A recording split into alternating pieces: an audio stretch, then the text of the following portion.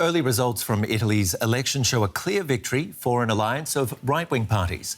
That paves the way for Giorgia Meloni to become Italy's first female prime minister and its first far-right leader since Benito Mussolini. But record low turnout has cast a shadow over the poll.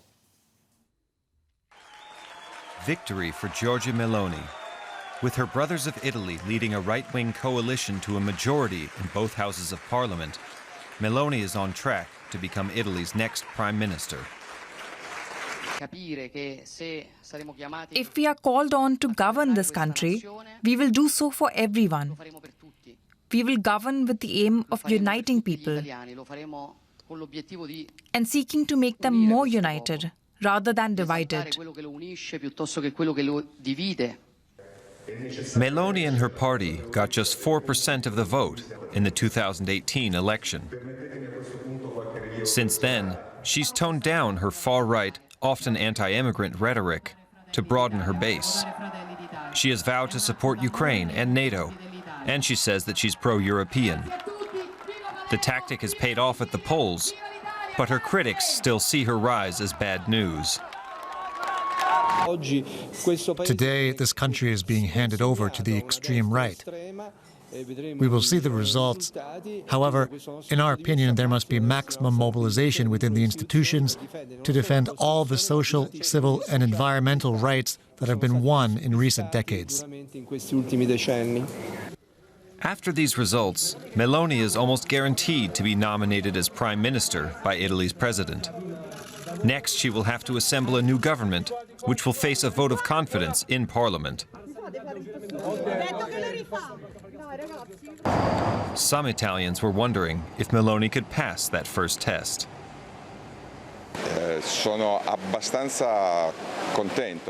I'm fairly happy. What matters is that whoever wins has the chance to form a government.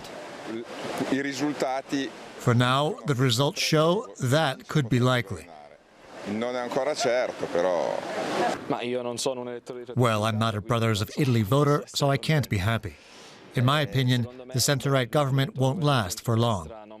I think there are too many internal divisions between Forza Italia, the League, and Brothers of Italy. Italy's move toward right-wing government comes amid political instability, slow economic growth, and an energy crisis caused by the war in Ukraine. If she does end up prime minister, Meloni will have her work cut out for her. Well, let's pick up on some of those points with our correspondent, Giulia Saudelli. She's in Rome.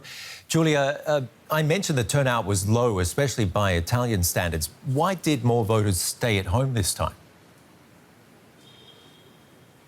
Well, it is a clear sign of dissatisfaction in Italy, not only with the current parties running, but with the political class in general.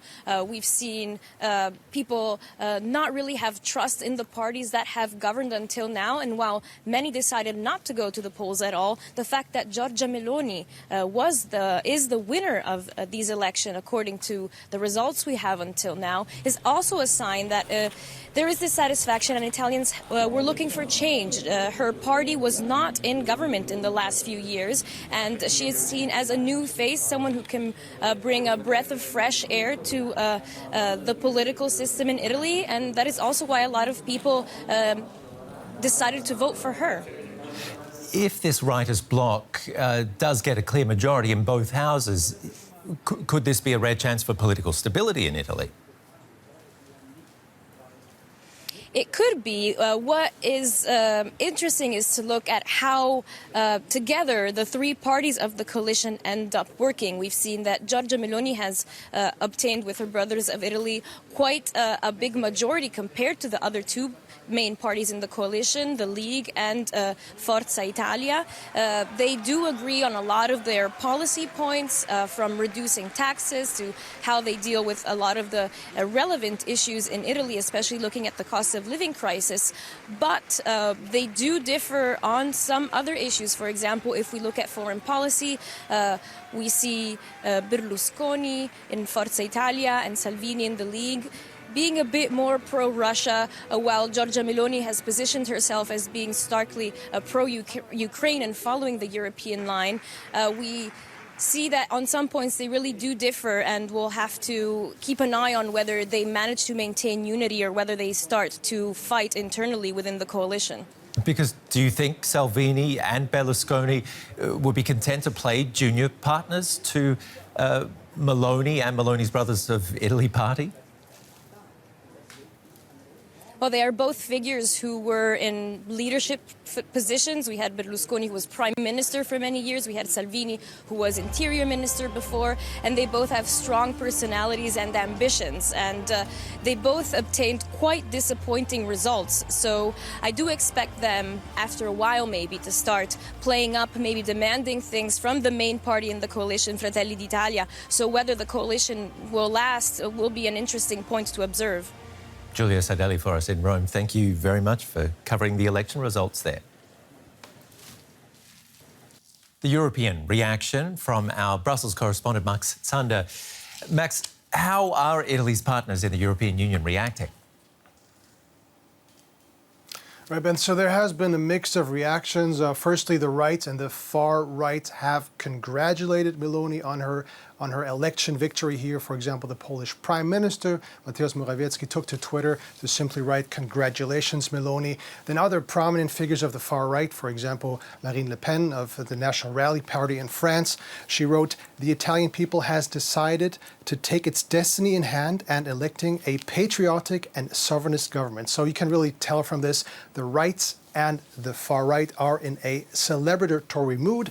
But at the same time, there's also a lot of concern among the EU, among EU leaders. For example, the French Prime Minister, Elisabeth Borne, said, "In Europe, we have certain values, and obviously we will be vigilant," pointing out that human rights, such as safe access to abortion for women, need to be guaranteed, which has been a controversial issue on the Meloni campaign. And others like German lawmaker, European lawmaker Caterina Bali have voiced concern that Italy may boycott common efforts and may make work here among European partners in Brussels a lot more difficult in future.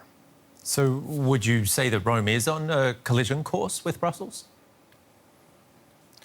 That's difficult to say, but judging from the past, Meloni from the opposition bench has been criticizing Italian leaders for not being strong enough on Italian national interests. She has campaigned on an Italy first policy, and we can expect her coming to Brussels or working with European partners, trying to be more assertive. But that being said, she also has toned down her narrative, has tried to show herself as more moderate, slightly more Europe-friendly, and there are indicators that she's not going to change the fundamental lines of Italian foreign policy. But that being said, the first crisis is already brewing. Italy is supposed to receive 200 billion euros of pandemic relief money from the EU. Giorgia Meloni is not happy with the conditions and wants to renegotiate, something that Brussels said is completely off the table. So that is something to watch out for. Max Zander, thank you very much for chiming in from Brussels there.